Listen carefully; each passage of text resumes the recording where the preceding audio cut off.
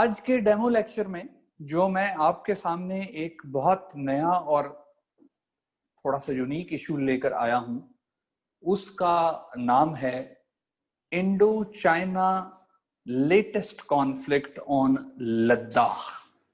पहले तो समझने की कुछ बातें हैं, बेसिक वो समझ लें, तो उसके बाद लाइट कम। बोर्ड क्लियर नहीं है जी? अब देखें, बोर्ड क्लियर है जी? लिखें जरा चैट में मैसेज, बोर्ड क्लियर है या नहीं? क्लियर है, ठीक है। अब मैं नहीं नजर आ रहा, मेरी खाली आवाज सुने, आप बोर्ड ही देखें। अच्छा, तो कश्मीर डिस्प्यूट और बात है, कश्मीर रीजन और बात है। पिछली क्लास में जो करंट पाक अफेयर्स की थी, उसमें किसी ने पूछा जी चाइना कैसे पार्टी बनता है कश्मीर की, तो अब उनको शायद इस सवाल का जवाब मिल जाए।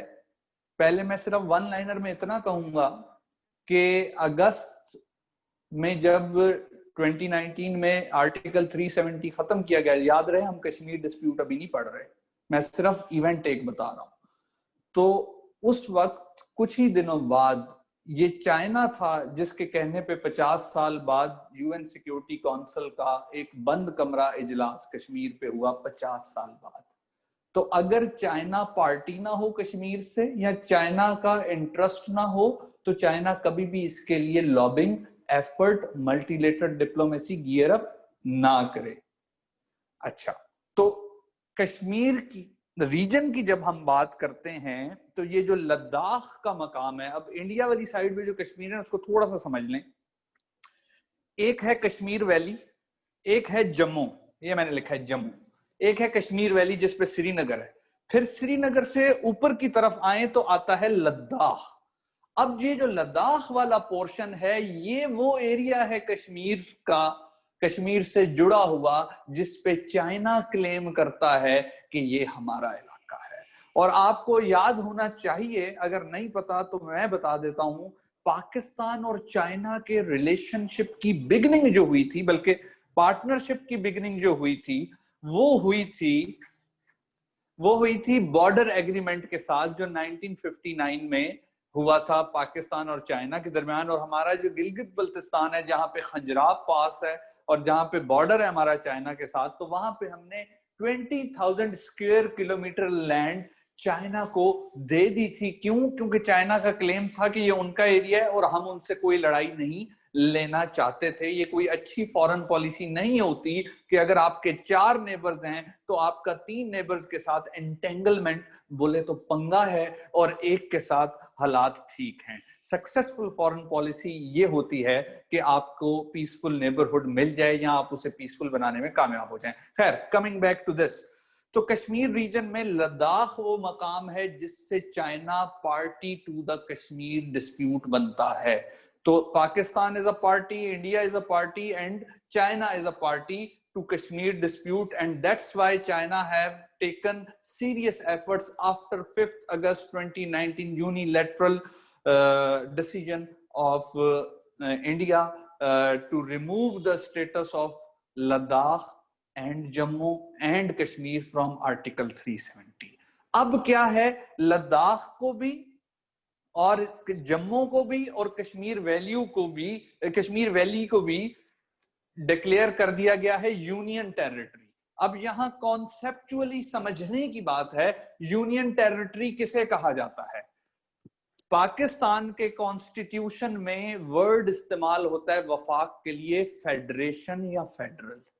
इंडिया के कॉन्स्टिट्यूशन में जो वर्ड इस्तेमाल होता है वफाक के लिए, मरकजी हुकूमत के लिए, वो होता है यूनियन।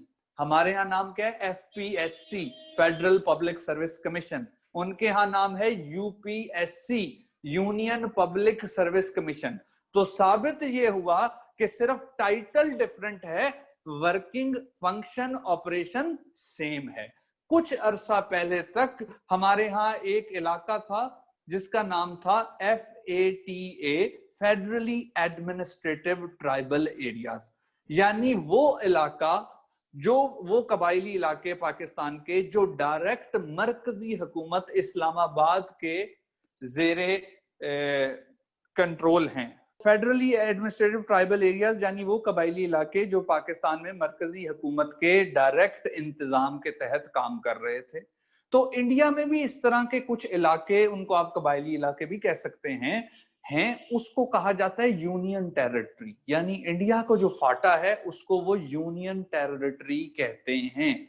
अब था क्या, अगर कानूनी और आईनी हैसियत को देखें तो 1955 में इंडिया ने अपने कॉन्स्टिट्यूशन में आर्टिकल 370 इंट्रोड्यूस करवाया और उसके तहत यूनियन टेरिटरी के अलावा इंडिया की प्रोविंसेस यानी स्टेट्स के अलावा एक स्पेशल स्टेटस दिया गया जम्मू कश्मीर वैली और लद्दाख को।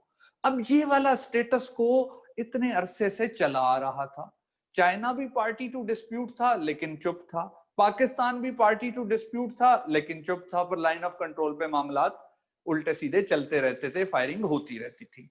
अब हुआ ये है कि इंडिया ने जो 5 अगस्त 2019 को किया ये कि आर्टिकल 370 को खत्म करके स्पेशल स्टेटस लद्दाख का, जम्मू का और कश्मीर वादी का खत्म करके उसको यूनियन टेरिटरी यानी अपने कबायली इलाके की हैसियत दे दी है, जिस तरह के और बाकी कबायली इलाके यूनियन टेरिटरीज इंडिया के अंदर हैं। और अब ये इंडिया की जो मरकजी हुकूमत यानी दिल्ली सरकार जो है वो डायरेक्टली उसको एडमिनिस्टर करेगी। अब ये वो पहला डिसीजन था जिसने चाइना की रिजेंटमेंट, चाइना की को एनॉय किया, नाराज किया। और चाइना ने उस वक्त स्टेटमेंट दी थी कि इसके कॉन्सिक्वेंसेस, इसके असरात बहुत बुरे होंगे। अब किसी को पता तो नहीं था क्या होंगे, किस तरह से होंगे। फिर वो पता लगना शुरू हुआ लाइन ऑफ एक्चुअल कंट्रोल पे इस साल मई में, जब झड़प हुई चाइनीज और इंडियन आर्मी के दरमियान। दूसरी बड़ी वजह यह थी कि यहां पर लद्दाख का स्टेटस तो चेंज किया ही, यहां पर रोड और रेल नेटवर्क्स बिछा रहा था इंडिया, ताकि यहाँ पे एक बेस्ट हाईवे बन जाए, प्लस ये कि रेल नेटवर्क भी बन जाए, तो इंडिया अपने लॉजिस्टिक्स को स्ट्रॉन्ग कर सके और इस इलाके की सिक्योरिटी अच्छी कर सके। जाहिर सी बात है ये एक डिस्प्यूटेड एरिया है, ये मूव भी चाइना को पसंद नहीं आए। तो जब इंडिया ने खुद से 2 डिसीजन ले लिए तो फिर चाइना ने भी खुद से डिसीजन ले लिया। अब आपको मैं लेके चलता हूं India China agreement of friendship and peace 1993 की तरफ, लेकिन अजान हो रही है, 1 मिनट का वक्फा बर्दाश्त करना पड़ेगा। India China agreement of friendship and peace, ये 1993 में एक मुआहदा हुआ इंडिया और चाइना के दरमियान। उसके तहत हुआ ये कि ये जो लद्दाख के साथ पहाड़ी सिलसिला था जो इंडिया और चाइना के दरमियान जो है एक हदबंदी बनाता है, तो उसको कहा गया line of actual control. Now this is apart from McMahon line. वैसे जो इंडिया और चाइना का बॉर्डर है ना, ये सिर्फ कश्मीर वाली तरफ से नहीं मिलता, ये हिमाचल और भी दूसरी तरफ से मिलता है। लेकिन LAC वाला जो पार्ट है, इंडिया चाइना बॉर्डर को हम LAC जब कहते हैं, ये पार्ट सिर्फ लद्दाख वाली तरफ वाला है जहां से चाइना मिलता है। अब यहाँ पे ना चोटियां बनी हुई हैं, पीक्स हैं, उसमें पीक्स को कहा जाता है फिंगर 1, फिंगर 2, फिंगर 3, फिंगर 4, ये 8 तक फिंगर्स जाती हैं। तो लाइन ऑफ एक्चुअल कंट्रोल का जब एग्रीमेंट हुआ, जिसको peace and friendship and peace agreement 1993 से कहा जाने लगा, तो तब से यहाँ पे सुकून था, कोई बहुत बड़ा मसला सामने नहीं आया। इक्का दुक्का मामला जरूर होते रहे लेकिन वो खत्म हो जाते थे बॉर्डर लेवल पे मिलिट्री ऑफिसर की टॉक्स के अंदर ही। यानी जो मिलिट्री कमांडर होते थे ना, कर्नल या ब्रिगेडियर रैंक के, वो अपने काउंटर पार्ट से बात करते थे और मसला हल हो जाता था, ऊपर लेवल तक बात नहीं जाती थी। अब यहाँ पे मसला ये हुआ कि चाइना जौन सा है वो फिंगर 4 से भी आगे आ गया, यानी 8 क्रॉस किया, 7 क्रॉस किया, 6 क्रॉस किया, 5, 4 पे आ गया। अब 4 पे क्या इलाके में आपको बताता हूं। ये जो लद्दाख का खित्ता है जो ज्योग्राफिकली जुड़ा हुआ है और इसको जो पहाड़ी सिलसिला पाकिस्तान के गिलगित बल्तिस्तान से जोड़ता है उसको कारगिल कहते हैं। जंग हुई थी ना 99 में, ये वो इलाका है। ठीक है जी। अब कारगिल की पहाड़ियां, बटालिक सेक्टर, टाइगर हिल्स, ये सारा सिलसिला जो है जुदा करता है हमें लद्दाख से, गिलगित बल्तिस्तान वाली तरफ से। इसको आप आगे लेके जाएंगे तो ये कराक्रम रेंज बनती है और ये चाइना की तरफ जाती है। अब मैंने लिखा है यहाँ पे Karakoram range, KKH Karakoram highway, GB Gilgit Baltistan, bracket में पाकिस्तान। तो दौलत बेग ओल्डी और फिर यहाँ पे है दमचुक। ये 2 पॉइंट्स हैं लद्दाख की इंतजामी हदूद के, यानी लद्दाख एक डिवीजन है, उस डिवीजन की तहसील कह लो, राइट। तो ये 2 मकामात हैं जहां से थोड़े पहाड़ी रास्ता कटन जरूर है, मुश्किल है, पर ये पाकिस्तान के करीब है। यहां पर फाइटर जेट को क्रॉस ओवर करने में सिर्फ 1 मिनट लगता है। 1 मिनट में वो चाइना में या 1 मिनट में वो पाकिस्तान में GB की तरफ, ठीक है। अब ये जो दौलत बेग ओल्डी है, यहां पे मैंने लिखा हुआ है एंड पे, ये लद्दाख डिवीजन का आखिरी पॉइंट है और बहुत बुलंदी पे, जैसा कि मैंने लिखा है 16,000 फुट, 1600 नहीं सॉरी 16,000 फुट। मैं एक 0 और ऐड इसमें कर देता हूं ताकि आपको कंफ्यूजन ना हो। यहां पर एयरफील्ड का मतलब ये होता है कि एक ऐसा बेस जो सिर्फ बवक्त जरूरत इस्तेमाल किया जाए एयरफोर्स की तरफ से, वैसे वो परमानेंट ना हो, तो उसको हम कहते हैं एयरफील्ड, ठीक है। तो इंडियन एयरफोर्स की सबसे बड़ी एयरफील्ड और दुनिया की सबसे ऊंचाई पे मौजूद एयरफील्ड ये है दौलत बेग ओल्डी। इसके बाद नंबर आता है स्कर्दू का। स्कर्दू एयरफील्ड 10 से 11,000 फुट बुलंद है। पाकिस्तान एयरफोर्स के पास दौलत बेग ओल्डी को काउंटर करने के लिए जो नियरेस्ट एयरफील्ड है वो है स्कर्दू। नाम तो सुना ही होगा, गिलगित बल्तिस्तान का बड़ा मशहूर डिस्ट्रिक्ट है स्कर्दू। अब जब कारगिल वॉर हुई थी तो उस टाइम क्या था कि कारगिल वाली साइड से, यहां पे ले मैंने लिखा था कहीं पे, यस ले, ये रास्ता वो है जो श्रीनगर से आता है, लेह से होता हुआ ये लद्दाख की तरफ जाता है। तो जिन पहाड़ी चोटियों पे पाकिस्तान की आर्मी चली गई थी ऊपर की तरफ, उधर से टारगेट होता था ये वाला रोड जो मेन हाईवे था। इसकी वजह से इंडियन ट्रूप्स को सप्लाई ऊपर नहीं जा सकती थी, राइट। अब आप सोच रहे होंगे मैं कारगिल डिस्कस कर रहा हूं, भाई जब तक आपको ज्योग्राफी नहीं समझ आएगी ना, ये टॉपिक समझ आ ही नहीं सकता, सही। तो इसलिए थोड़ा सा प्लीज बर्दाश्त करें पुरानी बातें। अच्छा, अब Galwan valley is a point. इधर वैसे तो मुझे रेड सर्कल लगाना चाहिए था, लेकिन मेरे पास रेड पेन नहीं है, तो माफ कर दें। आप समझ लें कि मैंने रेड सर्कल इधर लगा दिया हुआ है, Galwan valley. Galwan valley Ladakh division का वो डिस्ट्रिक्ट या तहसील है जहां पे एक्चुअली प्रॉब्लम हुआ। इधर है पिंगोंग सू लेक। पिंगोंग सू लेक वो लेक है जो 3 इडियट्स मूवी में और जब तक है जहां मूवी में दिखाई गई है 2 फिल्मों के अंदर, लेकिन अब पता नहीं दिखा सकें या नहीं दिखा सकें, क्योंकि Chinese army PLA public liberation army आगे आ चुकी हुई है। इंडियन आर्मी ने बैनर लगाए, मिन्नतें तरले वास्ते सारे काम किए, लेकिन वो पीछे नहीं गए। अब वो क्यों पीछे नहीं गए? मैंने कहा ना, इंडिया ने यूनिलैटरल एक्शन लिए साल पहले, तो उसका जवाब आया यूं, वो कहते हैं हम पीछे नहीं जाएंगे। अच्छा, अभी जो खबरें आई थोड़ी बहुत सेटलमेंट हुई पीछे हुई हैं, वो ये हुआ है कि अगर वो 50 कदम आगे आए हैं तो वो 20 कदम पीछे हुए हैं, 30 कदम वो अभी भी आगे। ये मैं मिसाल के तौर पर समझाने के लिए आपको कह रहा हूं, वो मुकम्मल वापस नहीं गए। बल्कि उन्होंने क्या किया है कि पिंगोंग सू लेक से निकल के दिप्सांग और दमचुक की तरफ थोड़ा सा और एरिया कैप्चर कर लिया। अब द हिंदू, बहुत बड़ा अखबार है इंडिया का, English newspaper the Hindu, the Hindu में बाकायदा स्टोरी छप चुकी है और उसको निगेट नहीं किया इंडिया के किसी इदारे ने कि 1000 स्क्वायर फीट पे चाइनीज पीपल्स लिबरेशन आर्मी आके डिप्लॉय हो चुकी है, इंडियंस को पीछे धकेल दिया गया है। लेकिन सवाल ये पैदा होता है, ऐसा सारा हुआ कैसे? इंडिया के 25 लोग मर कैसे गए? गोली भी नहीं चली, मतलब हाउ इट हैपेंड? इसका जवाब आपको मिलेगा the India China agreement of friendship and peace से। इस एग्रीमेंट में एक क्लॉज है, एक शिक है, एक आर्टिकल है जो ये कहता है कि दोनों साइड्स ना तो एयरफोर्स इस्तेमाल करेंगी और ना ही गोली चलाएंगी, फायर आर्म्स यूज करेंगी। अब ये तो हर मीडिया आउटलेट ने बताया कि फायर आर्म्स यूज ही नहीं हुए, वो तो डंडे थे, उनके ऊपर कीलें लगी हुई थी, उससे मारा। अब देखें, एग्रीमेंट में डंडे का नहीं लिखा हुआ था, कील का नहीं लिखा हुआ था, फायर आर्म का लिखा था, तो उन्होंने तो एग्रीमेंट वायलेट ही नहीं किया। उनको इस बात पे चैलेंज ही नहीं किया जा सकता। अब हुआ ये है कि इंडिया में सूरत हाल इस वक्त मोदी गवर्नमेंट के लिए चैलेंजिंग इसलिए बनी है कि उन्होंने अपना पूरा फोकस, तोपों का रुख रखा हमेशा पाकिस्तान की तरफ, इस तरफ तवज्जो नहीं दी। अब जब मजबूरन और अचानक तवज्जो देना पड़ रही है तो वो बैकफुट पे भी हैं और बहुत लो पोजीशन में हैं, वीक पोजीशन में हैं।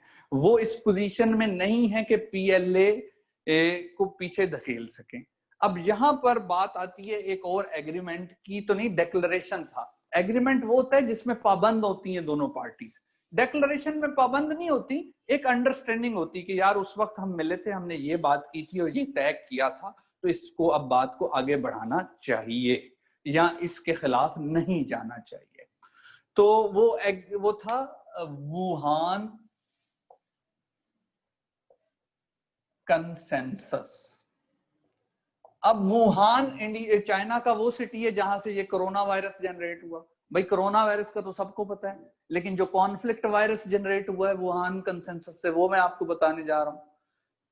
2014 में हमारे यहां धरना चल रहा था मौजूदा प्राइम मिनिस्टर साहब का, तो शी जिनपिंग जो प्रेसिडेंट हैं चाइना के, वो नहीं आ सके पाकिस्तान इस्लामाबाद विजिट पे, अदरवाइज सीपैक 2014 में ऑफिशियली साइन हो जाना था। उन्होंने फिर जाना था इंडिया, वो इंडिया गए और मोदी की बर्थडे भी थी। अब मोदी की बर्थडे थी तो फिर उधर उन्हें इनवाइट किया गया, उधर भी बातचीत हुई, फिर उन्हें इनवाइट किया गया वुहान। मेरा ख्याल 2017 में फिर मोदी साहब ने वुहान समिट हुआ, उधर शी जिनपिंग चाइनीज प्रेसिडेंट से बातचीत की। अब वुहान डिक्लेरेशन में यह लिखा हुआ है कि दोनों साइड्स यानी चाइना और इंडिया किसी भी तरह से एनिमी डिजाइन्स एक दूसरे के खिलाफ नहीं बनाएंगी, किसी भी किस्म की एनिमिटी वाली एक्टिविटी में नहीं आएंगी और एक दूसरे के अपोजिट अलायंसेस को ज्वाइन नहीं करेंगी। अब याद रखें, इंडिया वो वाहिद मुल्क है जिसको ऑफर भी कई दफा किया जा चुका है, लेकिन वो सीपैक की मुखालफत करता चला आ रहा है, करता चला आ रहा है, करता चला आ रहा है। सीपैक की मुखालफत इस वक्त करना पाकिस्तान की मुखालफत नहीं है। इसका मतलब आप BRI belt and road initiative के अगेंस्ट, और इसका मतलब आप चाइना से डायरेक्ट कन्फ्रंटेशन, एंटेंगलमेंट पंगा ले रहे हैं। तो वुहान कंसेंसस वाली जो एक किस्म की कमिटमेंट थी वो भी इंडियंस ने फुलफिल नहीं की। तो अब जो निगोशिएशन के राउंड्स चल रहे हैं चाइना और इंडिया की मिलिट्री और सिविल लीडरशिप के दौरान, तो वो यही कह रहे हैं कि आप जरा प्लीज वुहान कंसेंसस को तो फॉलो कर लेना। अब स्ट्रेटेजिस्ट और एनालिस्ट, और जिनमें इंडियन स्ट्रेटेजिस्ट और एनालिस्ट शामिल हैं, मिसाल के तौर पे प्रवीण स्वानी, उनका अपना यूट्यूब चैनल भी है द फोर्स, ठीक, उनके मुताबिक चाइना अगर पीछे हटेगा भी तो ज्यादा खुश होने की जरूरत नहीं है। चाइना इंडिया से कंसेशंस लेगा किसी और तरफ की, और वो और तरफ हो सकता है कि बेटा बस इनफ इज इनफ, अब सीपैक को आपने कुछ नहीं कहना, ठीक है। तो इस वक्त ये जो सूरत हाल बनी है कॉन्फ्लिक्ट वाली 1962 की, चाइना और इंडिया वॉर के बाद पहली दफा बनी है। अगर नवंबर या दिसंबर में 2020 में मामला गर्म हो जाता है, इस महाज पे दोबारा वॉर लाइक सिचुएशन शुरू हो जाती है, तो याद रखें हिस्ट्री रिपीट्स इटसेल्फ। क्यों? 1962 में भी जुलाई में फोर्सेस आई, eyeball to eyeball, फिर एक छोटा सा डिक्लेरेशन हुआ, वापस गई, और फिर सरप्राइज मिला इंडिया को। अब इस वक्त चाइना इंडिया को यह कह रहा है कि आपने यूनिलैटरल डिसीजन किया लद्दाख पे, हम चुप रहे, ओके, लेकिन now LAC is no more, we do not stick to this agreement. अब 1962 में जो चुएन लाई ने एक लेटर लिखा था उनके उस वक्त के प्राइम मिनिस्टर ने, प्राइम मिनिस्टर नेहरू को, उसमें जो उन्होंने बॉर्डर की बात की थी, अब वो है हमारा बॉर्डर। यानी उसमें मौजूदा लद्दाख का काफी सारा हिस्सा जो इंडिया अपना क्लेम करता है और इंडिया के जेर इंतजाम रहा, अब वो दोबारा चाइना के जेर इंतजाम चला गया है, ठीक। अब इस चीज को पॉलिटिकली किस तरह सरवाइव करना है, ये मोदी गवर्नमेंट के लिए भी एक चैलेंज है, लेकिन उससे भी बढ़कर रीजनल पीस के लिए डुअल चैलेंज है। कैसे डुअल चैलेंज है? इंडिया चाइना का तो कुछ नहीं बिगाड़ सकेगा, वो इस तरफ लाइन ऑफ कंट्रोल की इस तरफ हमारी तरफ महाज खोल देगा, वो हमारी तरफ महाज खोल देगा, तो फिर क्या होगा कि 27 फरवरी वाला मामला दोबारा ना हो जाए। 27 फरवरी वाला मामला पाकिस्तान की तरफ हो या चाइना की तरफ हो, दोनों एंड से ये चीज हाथ से निकल सकती है और साउथ एशिया का पीस कॉम्प्रोमाइज हो सकता है। तो इसीलिए फॉरेन पॉलिसी मैगजीन में आर्टिकल का टाइटल है why the world should worry about India China conflict in Ladakh. जी, अब आपके सवालों का जवाब देंगे।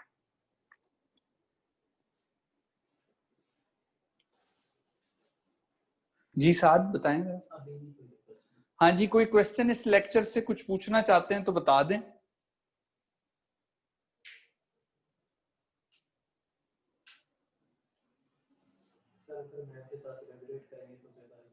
देखिए बेटा, मैप की मेरी ड्राइंग इतनी अच्छी नहीं है। हमारे दोस्त राजा साहब, उनकी ड्राइंग बहुत अच्छी है, वो बहुत अच्छे मैप्स बनाते हैं। मेरी ड्राइंग इतनी अच्छी नहीं है। चुप करके गूगल करें लद्दाख का मैप, आपको इमेजेस में मिल जाएगा। शाबाश, ठीक है। उसके बाद फर्दर एक्सप्लेनेशन चाहिए हुई तो you can contact me if you will enrol in this permanently in the class. जी क्या लेक का नाम क्या है? लेक का नाम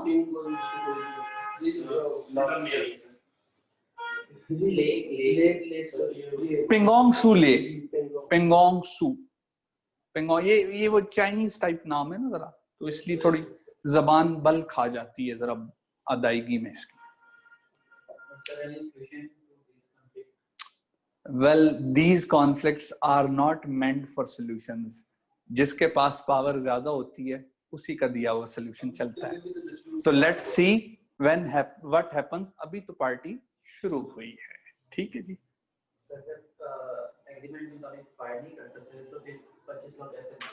मैं आपने मेरा लेक्चर गौर से नहीं सुना? कोई प्रेस आउटलेट, कोई मीडिया आउटलेट उठा लें, सबने कहा है कि उन्होंने इंडियन फौजियों को उन डंडों से, लाठियों से मारा जिनके ऊपर कील लगाए हुए थे। अब ये फायर आर्म तो नहीं है ना, तो मर गए। किसका आर्टिकल टाइटल? Which article? जो अभी आपने बताया फॉरेन पॉलिसी का। Why world should worry about India China conflict in Ladakh. Next war का हॉटस्पॉट गिलगित होगा या साउथ चाइना से? ये कहना अभी बहुत मुश्किल है, क्योंकि वो कहते हैं ना दूर के ढोल सुहाने। इट्स वेरी इजी टू से कि जी साउथ चाइना सी में जापान, अमेरिका और इंडिया, ये क्योंकि एलाइज हैं तो इनकी नेवीज इकट्ठी होंगी और ये टफ टाइम देंगी चाइना को। ऐसा हो सकता है, मैं ये नहीं कह रहा कि ऐसा नहीं हो सकता, लेकिन इस वक्त जो वर्ल्ड पॉलिटिक्स का मिजाज है जिसमें सुपर पावर्स डायरेक्टली लड़ाई नहीं करती, तो उसमें ऐसा मुमकिन होता मुझे नजर नहीं आ रहा। क्या यूएस का रोल है इस? किसका?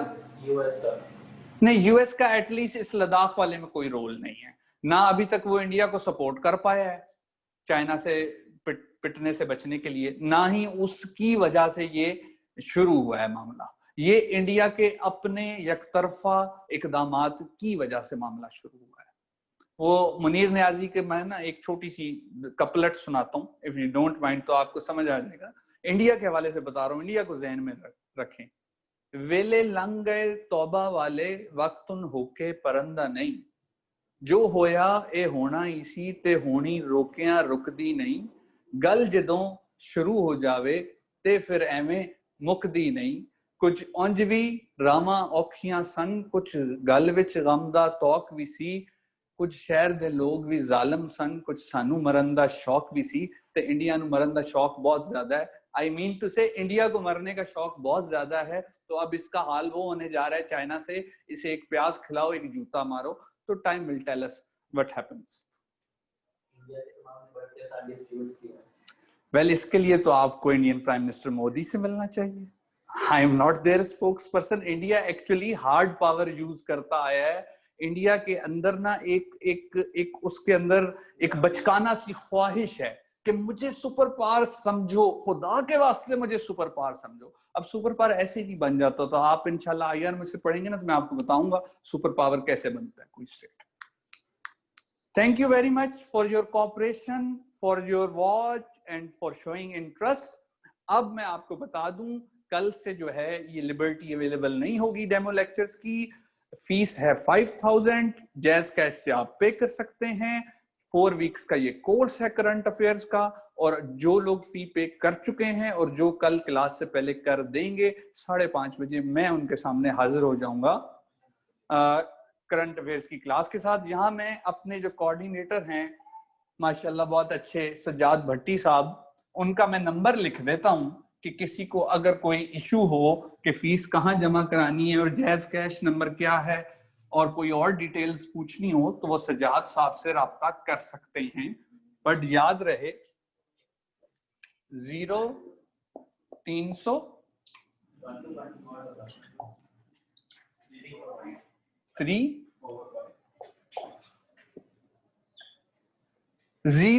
030012122345। सजाद भट्टी मेरे हमारे CSS क्लब के कोऑर्डिनेटर हैं, तो आप इन्हें कांटेक्ट कर सकते हैं फॉर रजिस्ट्रेशन।